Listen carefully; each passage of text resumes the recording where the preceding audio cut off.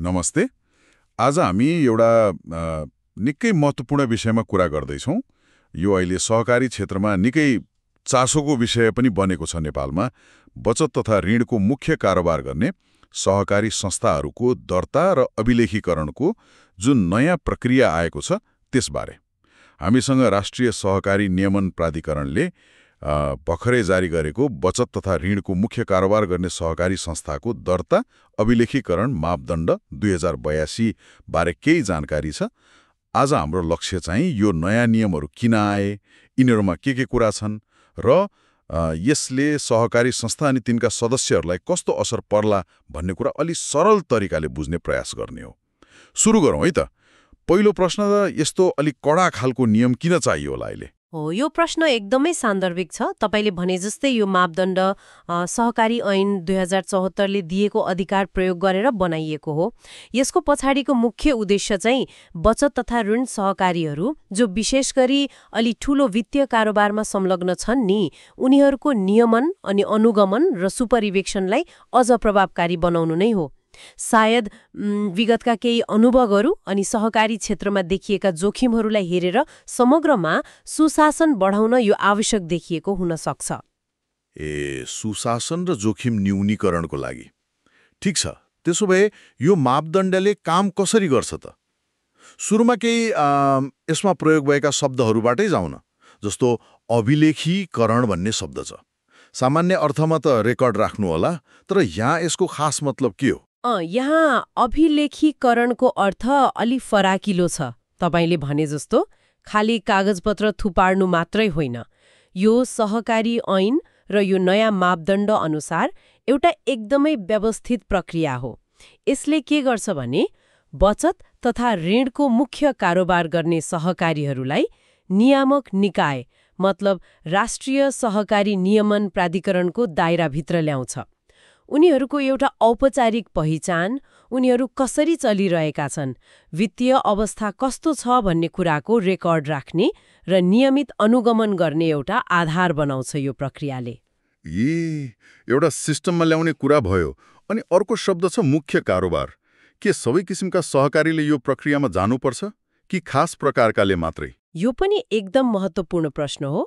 मुख्य कारोबारले चाहिँ ती सहकारीहरूलाई मात्रै जनाउँछ जसको व्यवसायको ठूलो हिस्सा नै बचत जम्मा गर्ने र ऋण दिने हुन्छ। मापदण्डले के भन्छ भने यदि कुनै सहकारीको पछिल्लो आर्थिक वर्षको जुन कुल सम्पत्ति छ त्यसमा बचतको दायित्व र ऋण लगानीको अंश जोडेर हेर्दा कम्तीमा पनि 30% भन्दा बढी छ भने हो, त्यस्तो संस्थाले चाहिँ बचत तथा ऋणको मुख्य कारोबार गरेको मानिन्छ। 30% को थ्रेसहोल्ड रहेछ? हो, र यस्ता संस्थाहरू मात्र यो मापदण्ड अनुसार दर्ता र अभिलेखीकरण गर्नुपर्छ। अरू साना वा अर्कै प्रकृतिका सहकारी जस्तो कृषि सहकारी वा उपभोक्ता सहकारी जसको मुख्य काम बचत र ऋण होइन, उनीहरू यसमा पर्दैनन्। बुझे। मतलब जसको काम नै अलि धेरै पैसाको कारोबारसँग जोडिएको छ, उनीहरूमाथि अलि बढी निगरानी हुने भयो। ल, अब प्रक्रियातिरै जाउँ। कुनै सहकारीले यो मापदण्ड अनुसार आफूलाई कसरी दर्ता गराउने त? के छ प्रक्रिया? प्रक्रियालाई चाहिँ सकेसम्म आधुनिक र अलि व्यवस्थित बनाउन खोजेको जस्तो देखिन्छ। दफा 3 अनुसार यस्ता सहकारीहरूले राष्ट्रिय सहकारी नियमन प्राधिकरणमा दर्ता अभिलेखीकरणको लागि निवेदन दिनुपर्छ। र महत्त्वपूर्ण कुरा के छ भने यो निवेदन चाहिँ प्राधिकरणले व्यवस्था गरेको विद्युतीय प्रणाली मतलब अनलाइन सिस्टमबाटै पेश गर्नुपर्छ। अनलाइनबाटै? भनेपछि कागजपत्र बोकेर कार्यालय धाइरहनु परेन? हो, सिद्धान्ततः त त्यही हो।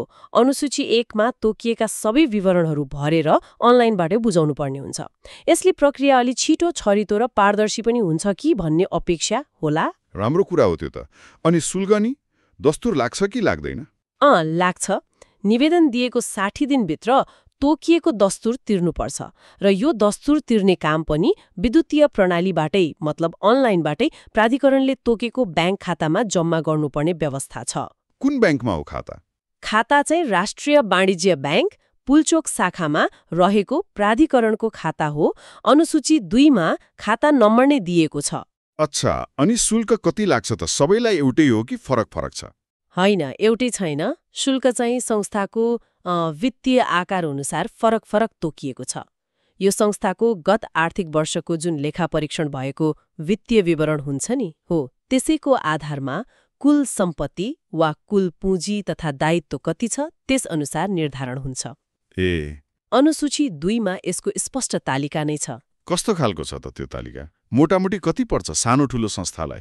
हेर्नुहोस्, 2 करोड रुपियाँसम्मको सम्पत्ति वा दायित्व हुने सानो संस्था छ भने उसलाई जम्मा रु 1000 मात्र लाग्छ। 1000 रुपियाँ मात्रै? हो, तर संस्था जति ठूलो हुँदै गयो शुल्क बढ्दै जान्छ। जस्तो 2 करोडदेखि 10 करोडसम्मलाई रु 3000, अनि 10 करोडदेखि 25 करोडसम्मलाई रु 5000, 25देखि 50 करोडलाई रु 7000, 50 करोडदेखि 1 अर्बसम्म कारोबार गर्नेलाई रु 10000 र 1 अर्बभन्दा बढी कारोबार गर्ने एकदमै ठूला संस्थाहरूलाई चाहिँ रु 15000 दस्तुर लाग्छ। मतलब साइज अनुसार प्रगतिशील दर रहेछ। यो त ठिकै लाग्यो। हो, एक किसिमको प्रगतिशील शुल्क प्रणाली जस्तै भयो। ल, यो सबै प्रक्रिया पूरा भयो, दस्तुर तिरियो, त्यसपछि के हुन्छ त? सबै प्रक्रिया पूरा भएर कागजातहरू सबै ठिक देखिएपछि प्राधिकरणले दफा 4 अनुसार एउटा ढाँचा तोकेको छ अनुसूची 3 मा। हो, त्यो ढाँचामा सञ्चालन इजाजत पत्र मतलब अपरेटिङ लाइसेन्स जारी गर्छ। यो पनि महत्त्वपूर्ण कुरा, विद्युतीय प्रणाली मार्फत नै उपलब्ध गराइन्छ। भनेपछि लाइसेन्स पनि अनलाइन नै आउने भयो। हो। अनि यो इजाजत पत्र एकपटक लिएपछि सधैँलाई भयो त कि हरेक वर्ष केही गर्नुपर्छ? त्यस्तो होइन। यो एकदमै महत्त्वपूर्ण कुरा छ। दफा 5 मा यो इजाजत पत्र चाहिँ हरेक आर्थिक वर्षको श्रावण मसान्तभित्र नवीकरण गरिसक्नुपर्छ। हो र? हरेक वर्ष? हो, हरेक वर्ष। यसको मतलब के देखिन्छ भने प्राधिकरणले सहकारीको अवस्थालाई हरेक वर्ष एकपटक जाँच्न, पुनरावलोकन गर्न खोजेको हो। यदि नवीकरण गरिएन भने त्यो इजाजत पत्र स्वतः निष्क्रिय पनि हुन सक्छ। हरेक वर्ष नवीकरण, यो त निरन्तर अनुगमनमा राख्ने एउटा बलियो संयन्त्र जस्तो पो देखियो त। हो, त्यस्तै बुझिन्छ। ल, अब त्यो अनुसूची 1 को कुरा गरौँ न, जहाँ दर्ताका लागि आवश्यक विवरणहरूको एकदम लामो सूची छ भन्नुभयो अघि। त्यहाँ के कुराहरू मागिएको रहेछ त? सुन्दा त यो नै सबैभन्दा अलि झन्झटिलो भाग होला जस्तो लाग्यो नि मलाई। हो, अनुसूची 1 को सूची हेर्नुभयो भने निकै विस्तृत छ। यसले नै देखाउँछ कि नियामक निकायले कति गहिरोसम्मको जानकारी खोजिरहेको छ। यसलाई मोटामोटी केही खण्डमा बाँडेर हेर्न सकिन्छ है। पहिलो त संस्थाको एकदमै आधारभूत चिनारी, जस्तो नाम के हो, ठेगाना कहाँ छ, सम्पर्क नम्बर, इमेल, दर्ता कहिले र कहाँ भएको हो, कार्यक्षेत्र कति जिल्लामा फैलिएको छ, कर्मचारी कति छन्, संस्थाको आफ्नै वेबसाइट छ कि छैन, कुनै सफ्टवेयर प्रयोग गर्छ कि गर्दैन, यस्ता सामान्य जानकारीहरू। यो त सामान्य नै भयो। अरू के छ त अलि विशेष खालको? दोस्रो चाहिँ संस्थाको नेतृत्व र व्यवस्थापनको विवरण, मतलब सञ्चालक समितिमा को पो हुनुहुन्छ, लेखा सुपरिवेक्षण समितिमा को हुनुहुन्छ, उहाँहरूको व्यक्तिगत विवरण पनि चाहियो। नाम, ठेगाना, सम्पर्क नम्बर, नागरिकता नम्बर, लिङ्गलेदेखि पदमा हुनुहुन्छ भन्ने जस्ता कुराहरू। यस्तै विवरण प्रमुख कार्यकारी अधिकृत CEO वा व्यवस्थापक जो हुनुहुन्छ उहाँको पनि चाहिन्छ। सञ्चालक र व्यवस्थापनको यति धेरै व्यक्तिगत विवरण किन चाहियो होला? अलि बढी भएन र? खै, यसले के गर्छ भने संस्था कसले चलाइरहेको छ, उनीहरूको पृष्ठभूमि कस्तो छ, योग्यता पुग्छ कि पुग्दैन भन्ने कुरा पारदर्शी बनाउँछ होला। राम्रो नेतृत्व भएन भने सुशासन हुँदैन भन्ने मान्यता यसमा देखिन्छ। हुन सक्छ। ल, तेस्रो खण्ड के छ? तेस्रो र सायद सबैभन्दा महत्त्वपूर्ण खण्ड चाहिँ आर्थिक विवरणको हो। यो खण्ड त झन् अत्यन्तै विस्तृत छ। शेयर सदस्य कतिजना छन्, कुल शेयर पुँजी कति छ, संस्थाका आफ्नै विनियम वा कार्यविधिहरू बनेका छन् कि छैनन् त्यो पनि पेश गर्नुपर्छ। अनि सबभन्दा महत्त्वपूर्ण, पछिल्लो 2 आर्थिक वर्षको लेखा परीक्षण भइसकेको वित्तीय विवरणका अनेकौं सूचकहरू पेश गर्नुपर्ने हुन्छ। कस्ता खालका वित्तीय सूचकहरू? जस्तो ब्याङ्कहरूले रिपोर्ट गर्छन् त्यस्तै हो? लगभग त्यस्तै भन्न मिल्छ। जस्तो जगेडा कोष कति छ, जोखिम भारित सम्पत्ति कति छ, मतलब जोखिम धान्न सक्ने पुँजी क्यापिटल एडिक्वेसी कति छ भनेर हेर्न खोजेको होला। अनि कुल निक्षेप कति सङ्कलन भएको छ, कुल ऋण प्रवाह कति भएको छ, भाखा नागेको ऋण मतलब नउठेको वा खराब कर्जा एनपीएल कति छ। एनपीएल पनि हो, अनि त्यो खराब कर्जाको लागि कति नोक्सानी व्यवस्था प्रोभिजनिङ गरेको छ, कुल सम्पत्ति कति छ, कुल दायित्व कति छ, सञ्चालन आम्दानी खर्च कति भयो, खुद नाफा वा नोक्सान कति भयो, यस्ता धेरै परिसूचकहरू छन्। यो त सहकारीको वित्तीय स्वास्थ्यको पूरा एक्सरे रिपोर्ट जस्तै हो भन्दा हुन्छ। बाफ रे, यति धेरै विस्तृत रिपोर्टिङ त पहिले सायद थिएन होला सहकारीमा। यसले त सहकारीहरूलाई निकै दबाव पो पर्ने देखियो त। दबाव त पक्कै पर्छ, तर यसको उद्देश्य उनीहरूको वास्तविक वित्तीय अवस्था कस्तो छ भनेर छर्लङ्ग पार्नु हो अनि सम्भावित जोखिमहरू कतै छन् कि भनेर समयमै पहिचान गर्नु पनि हो। यसले नियामक निकायलाई तथ्याङ्कमा आधारित भएर अनुगमन गर्न धेरै सजिलो बनाउँछ नि। त्यो त हो। ल, चौथो बुँदा के थियो? चौथो, अर्को एउटा निकै चाखलाग्दो र महत्त्वपूर्ण आवश्यकता छ ठूला सदस्यहरूको विवरण। यहाँ चाहिँ संस्थाले 3वटा छुट्टा छुट्टै सूची बुझाउनु पर्छ। पहिलो, रकमको आधारमा सबैभन्दा ठूला 100 जना शेयर सदस्यको सूची। दोस्रो, सबैभन्दा ठूला 100 जना बचतकर्ता सदस्यको सूची। र तेस्रो, सबैभन्दा ठूला 100 जना ऋणी सदस्यको सूची। उनीहरूको नाम, ठेगाना र कति रकम सम्बन्धित छ शेयर, बचत वा ऋण, त्यो पनि खुलाउनु पर्छ। के भन्नुभयो? 100 जनाको सूची हरेक क्याटेगोरीमा, शेयरधनी, बचतकर्ता, ऋणी सबैको? हो, 100 जनाको। यो त निकै नै भित्री जानकारी भयो नि। किन यस्तो चाहियो होला? कतै यो अलि बढी नै व्यक्तिगत गोपनीयतामा हस्तक्षेप जस्तो भएन र? यो प्रावधानले चाहिँ केन्द्रीकृत जोखिम भन्छ नि, कन्सन्ट्रेसन रिस्क, त्यसलाई हेर्न खोजेको हो। सोच्नुस् न, कुनै सहकारीको धेरै जसो बचत जम्मा 5-10 जना ठूला बचतकर्ताबाट मात्र आएको छ भने, वा धेरै जसो ऋण जम्मा 5-10 जना ठूला ऋणीलाई मात्र गएको छ भने, त्यो जोखिमपूर्ण हुन सक्छ नि। कसरी? यदि ती थोरै मान्छेले एकैचोटि पैसा झिके भने वा ऋण तिरेनन् भने त संस्था नै सङ्कटमा पर्न सक्छ नि। हो, यो 100 जनाको सूचीले नियामकलाई यस्तो खालको जोखिम कति छ भनेर विश्लेषण गर्न मद्दत गर्छ अनि आवश्यक परेमा समयमै हस्तक्षेप गर्न पनि बाटो खोल्छ। यो एक हिसाबले वित्तीय स्थायित्वकै लागि चालिएको कदम मान्नुपर्छ। नारहोदो, मैले बुझेँ। जोखिम व्यवस्थापनको लागि यो महत्त्वपूर्ण रहेछ। ठिक छ, अरू केही मुख्य विवरणहरू छन् कि अनुसूची 1 मा? छन् नि। जस्तै पछिल्लो 2 वर्षमा साधारण सभा कहिले र कसरी सम्पन्न भयो, कति सदस्य उपस्थित थिए प्रतिशतमा पनि खुलाउनु पर्ने रहेछ। अनि सञ्चालक समितिका बैठकहरू कति पटक बसे, औसत उपस्थिति कस्तो रह्यो, लेखा परीक्षक को हो, उसको विवरण के हो, यस्ता सुशासनसँग सम्बन्धित कुराहरू पनि माग्छ। र अन्त्यमा यो सबै विवरण सही हो भनेर प्रमाणित गर्ने आधिकारिक व्यक्तिको हस्ताक्षर पनि चाहिन्छ। साँच्ची नै यो त सहकारीहरूको लागि नियमनको हिसाबले एउटा ठूलै फड्को रहेछ। अब अन्तिम परिच्छेद 3 मा केही थप व्यवस्थाहरू छन् भन्नुभयो। के प्राधिकरणले यति विवरण मागेर पनि नपुगेर अरू पनि माग्न सक्छ?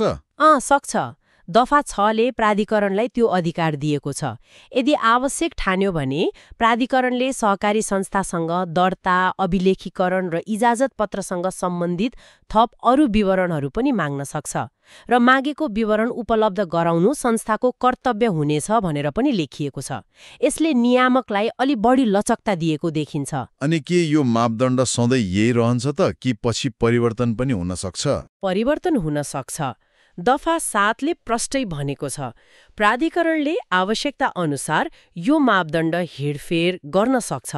समय र परिस्थिति अनुसार नियमहरू परिमार्जन हुँदै जानु त स्वाभाविकै हो। र एउटा महत्त्वपूर्ण कुरा, यदि यो मापदण्डमा भएको कुनै कुरा र देशको अरू कुनै कानुन जस्तो सहकारी ऐन नै बाँझियो भने के हुन्छ? कुन चाहिँ लागू हुन्छ त? हो, त्यो पनि दफा 8 ले स्पष्ट पारेको छ। यदि यो मापदण्डको कुनै व्यवस्था प्रचलित कानुनसँग बाजिन गयो भने बाजिएको हदसम्म चाहिँ यो मापदण्ड लागू हुँदैन, प्रचलित कानुन नै माथि रहन्छ, त्यही लागू हुन्छ। कानुनको सर्वोच्चतालाई मानिएको छ। ल, त्यसो भए समग्रमा हेर्दा यी नयाँ मापदण्डहरू बचत तथा ऋण सहकारीहरूलाई एउटा अलिक कडा खालको नियामक फ्रेमवर्कभित्र ल्याउने प्रयास रहेछ। यसले उनीहरूलाई बढी पारदर्शी, अलि बढी जवाफदेही र व्यवस्थित बनाउन खोजेको देखिन्छ, हैन त? एकदम सही भन्नुभयो। जुन तहको विस्तृत वित्तीय जानकारी अनि ती ठूला 100 जना सदस्यहरूको विवरण मागिएको छ नि, त्यसले के संकेत गर्छ भने नियामक निकाय अब सहकारीहरूको भित्री वित्तीय स्वास्थ्य र जोखिमबारे पहिले जस्तो अनभिज्ञ रहन चाहँदैन। यो सायद सहकारी क्षेत्रमा बेला बेला देखिने गरेका समस्याहरू अनि खास गरी बचतकर्ताहरूको हित संरक्षण गर्नको लागि चालिएको एउटा महत्त्वपूर्ण कदम हो। अनि त्यो विद्युतीय प्रणालीको प्रयोगले डेटा सङ्कलन, त्यसको प्रशोधन र विश्लेषणलाई पनि पहिलेभन्दा धेरै प्रभावकारी बनाउने अपेक्षा गर्न सकिन्छ। हो, यो सबै सुन्दा सहकारी क्षेत्रमा काम गर्नेहरू वा त्यहाँ बचत गर्ने सदस्यहरूका लागि मुख्य सन्देश के होला त? उहाँहरूले के बुझ्नु पर्यो अब? मुख्य सन्देश एकदम स्पष्ट छ जस्तो लाग्छ मलाई। बचत तथा ऋणको मुख्य कारोबार गर्ने सहकारीहरू अब पहिले जस्तो अलिक खुकुलो वा आफ्नै किसिमको स्वनियमनको भरमा मात्र चल्न पाउने अवस्था रहेन। उनीहरू राष्ट्रिय सहकारी नियमन प्राधिकरणको प्रत्यक्ष र अलिक कडा नै भन्नुपर्ला निगरानीमा एउटा विस्तृत न्यायमत ढाँचाभित्र सञ्चालन हुनुपर्नेछ। यो मापदण्ड पालना गर्नु उनीहरूको कानुनी बाध्यता हो र यसले अन्ततः राम्रोसँग चलेका पारदर्शी सहकारीहरूको विश्वसनीयता बढाउन पनि मद्दत गर्न सक्छ। हामी यो जति पनि विस्तृत निरीक्षणको कुरा गरियो अनि विद्युतीय प्रणालीको कुरा भयो, यसले साँच्चै नै व्यवहारमा सहकारी क्षेत्रको सुशासनलाई कति बलियो बनाउला त? कति यो कडाई कागजमा मात्र सीमित हुन्छ कि वास्तविक अनुगमन र आवश्यक सुधार पनि सम्भव होला? अनि सदस्यहरूको विश्वास जित्न र उनीहरूको बचत अझ सुरक्षित छ भन्ने महसुस गराउन भविष्यमा अझै कस्ता नियामक सुधारहरू आवश्यक पर्लान्? यो पक्कै पनि आगामी दिनहरूमा हामी सबैले हेर्नुपर्ने र चासो राख्नुपर्ने विषय हो।